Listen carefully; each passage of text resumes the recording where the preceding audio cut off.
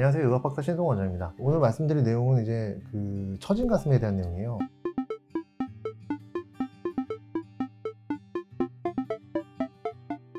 안 처질 수가 없어요. 여자분들은 이제 아기를 낳고 나면 사실 아무리 껌딱지이신 분도 처질 수밖에 없더라고요.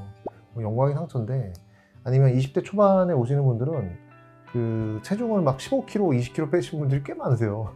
그러면은 무조건 처지는 거고, 그게 아니더라도 중학교 때부터 고등학교 때부터 가슴이 처져 있었다 이런 분들도 꽤 오세요. 젊은 분들이 20대 초반도. 그림을 보시면 이런 식으로 처져 있는 건 뭐 누가 봐도 처진 가슴이 맞죠. 그런데 원래 처진 가슴이라고 하는 거는 정의는 밑선과의 관계예요. 유두가 있으면은 유두랑 이 밑선과의 높이를 보고서 1단계, 2단계, 3단계, 4단계도 얘기하고 그런 식으로 얘기를 하는 거거든요. 그러니까 밑선보다 유두가 위에 있으면 사실은 처진 가슴이라고 생각을 잘 안 해요.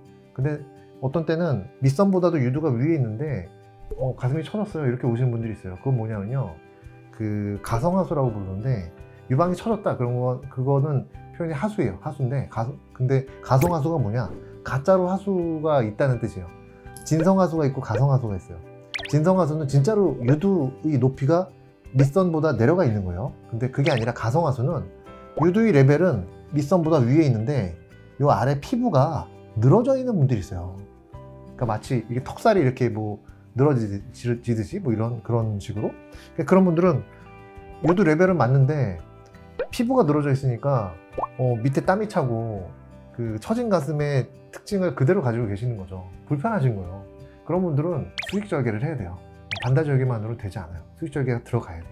그래서 요 밑에 있는 아래쪽에 있는 피부를 잘라줘야 돼요. 물론 O자형 절개를 하면은 피부를 훨씬 더 많이 자를 수 있겠죠. 하지만 O자형 절개는 너무 흉터가 크고 이제 서양 사람들한테나 쓸만하지, 동양 사람은 흉터가 그대로 다 남아요. 수평 흉터가. 수직 흉터는 그래도 괜찮아요. 중력 방해이기 때문에 수직 흉터는 시간이 지나면서 옅어질 가능성이 있는데, 수평 흉터는 시간이 지나면서 점점 더 나빠져요. 처음에 O자형 절개를 해서 거상을 하거나 축소를 하면 수술 직후의 모양은 예뻐요. 근데 시간이 지나면서 점점 벌어지면서 나빠져요. 그러니까 나빠질 일만 남았어요, O자형 절개는. 근데 저희처럼 반다절개를 한다거나 또는 수직절개를 한다거나, 수직절개는 롤리팝이라고 부르는데 동그란 데다 수직이에요. 그러면 그런 경우는 피부를 많이 자르진 않았기 때문에 처음에는 쭈글거리고 그런 게 있을 수 있어요. 근데 이제 시간 지나면서 그런 게 좋아지는 거죠. 그래서 뭐든지 다 장단점이 있어요. 처음에 수술 끝나자마자 그냥 원망 안 듣고 예쁘게 잘 나왔어요 이런 얘기 들으려면 그냥 O자형 절개 하는 거고, 절개를 많이 할수록 수술은 쉬워져요. 의사가 하기가 편한 거예요. 근데 절개를 적게 할수록 나중에 몸이 변하는 과정을 예측하고서 하는 거기 때문에 수술이 더 어려워요. O자형 절개가 개발이 된 지는 굉장히 오래됐는데 절개는 그 다음에 개발이 됐잖아요. 역사의 발전 방향이 있는 거죠. 절개를 많이 하는 수술은 점점 퇴화가 되고 있는 거예요. 의학에서. 우리가 복강경 수술을 많이 하잖아요. 복부나 흉곽경도 그렇고, 되도록이면은 짝쬐질 않고서 복강경을 쓴다거나 작은 구멍 내서 그런 식으로 많이 수술을 하는데, 그러니까 인류의 역사가 가는 방향이 있는 거예요. O자형 절개가 무조건 나쁘다고 말씀 못 드리겠는데 발전 방향에 있어서는 좀 뒤처진다고 표현을 해야 되겠죠. 처진 가슴은 결국 밑선과의 관계인데, 밑선보다 위에 있으면 무조건 다 안 처졌어요 이런 식으로 생각하시는 경우가 많이 있지만, 또 하나는 아랫가슴이신 분들이 있어요.